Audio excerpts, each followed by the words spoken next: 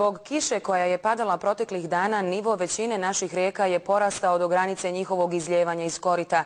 Sava je kod Orašja svega 30 centimetara niža od mjesta kad se uvode mjere zaštite od poplava. Svi se nadaju da će doći do smirivanja stanja, ali mještane opštine Orašje trenutno muče površinske vode koje su poplavile dvorišta, podrume i privredne objekte. Najviše su zabrinuti mještani sela Donja Mahala kod Orašja, kojima su površinske vode došle do kuća. Jani Živković je cijelo dvorište potopljeno, a voda je sinoć počela ulaziti u podrum i štalu. Uzela cijeli vrtlak i uzela je sve. Dolazi do štale. Dolazi sad napravili smo naspu i da nismo to dolazi. To treba nešto sklanjati, ja ne znam šta. Jedino nas mora spasiti ili pumpa neka ili čišćenje kanala. Bojite li se da će Sava još rasti, da će podzemne vode? Pa moguće, jer vidite vrijeme jako loše nije i predviđa se još 3-4 dana kiša. Površinske vode trebale bi odvodnim kanalima odlaziti u Savu. Međutim, te vode ne odlaze nikamo jer je nivo rijeke Save trenutno veći od nivoa odvodnih kanala. Trenutno je u porastu od Šamca nizvodno dalje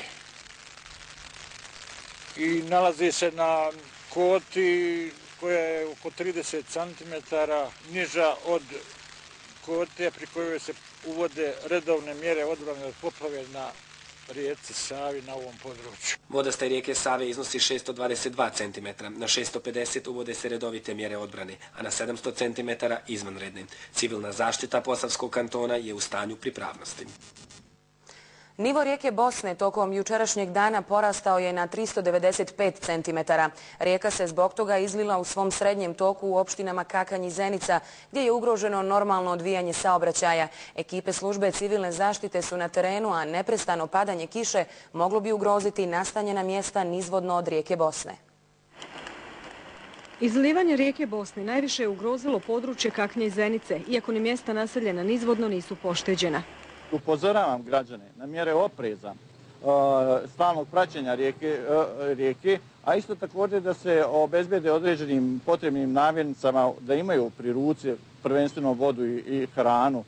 Zbog odrona na magistralnom putu M17 najugroženiji su stanovnici Nemile. Jučer su uputili zahtjev nadležnom federalnom i kantonalnom ministarstvu te direkciji za ceste za hitno rješavanje novonastale situacije, jer im je, mimo izloženja teretnih vozila, ugrožena imovina.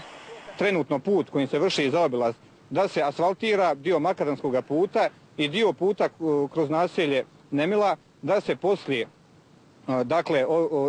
poslije sanacije, da se izvrši rekonstrukcija i sanacija toga puta.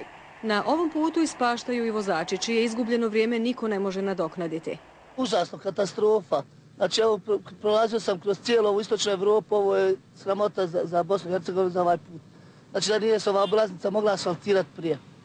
I onako komplikovanu situaciju na magistralnom putu M17 zbog odrona dodatno bi moglo zakomplicirati blokada puta koji su žitelji Nemile zakazali za subotu. Sa ovakvom cestom sigurno ne možemo u Evropu. Na ostalim rijekama na kojima je jučer bila alarmantna situacija, stanje se uglavnom stabilizuje. Ekipe civilne zaštite prate razvoj događaja. Nakon jučerašnjeg teškog stanja u sarajevskim naseljima Osijek i Doglodi, gdje je voda poplavila mnoštvo objekata, a neki od mještana čak i natjerala da napuste svoje domove, stanje je danas stabilizirano. Građani sada, međutim, strahuju od mogućih zaraznih bolesti. Nesreća je takva, ali u ovoj nesreći treba tražiti rješenje i to je rješenje da u ovom proljetnom periodu napravimo taj nasip koji će onda obezbijeti da ovi ljudi, bez obzira jesu li znali da je ovo poplavljeno područje, imaju sigurnost. A stanje je stabilizirano i na području Goražda, gdje se jučer u poslijepodnevnim satima zbog obilne kiše Drina izlila iz svog korita, te poplavila priobalni dio ove općine. Ipak mještani i pripadnici civilne zaštite su i dalje u stanju pripravnosti. A situacija je bolja i u Hercegovini. Zabilježen je blagi pad vodostaja na rijekama Trebižat, Buna i Bregava. Izuzimajući lokalne puteve i poljoprivredne površine koji su na određenim mjestima u Čapljinskoj općini poplavljeni, veće štete od kiša za sada nisu zabilježene na području Hercegovine. Držimo situaciju pod kontrolom, još nije ništa kritično. 2 do 3 elektrane već su obustavile rad Čapljina i Peć Mlini, tako da nije došlo do nekih kritičnih vodostaja na branjenim dijelovima. Prema najavama meteorologa, kišu možemo očekivati i u narednim danima.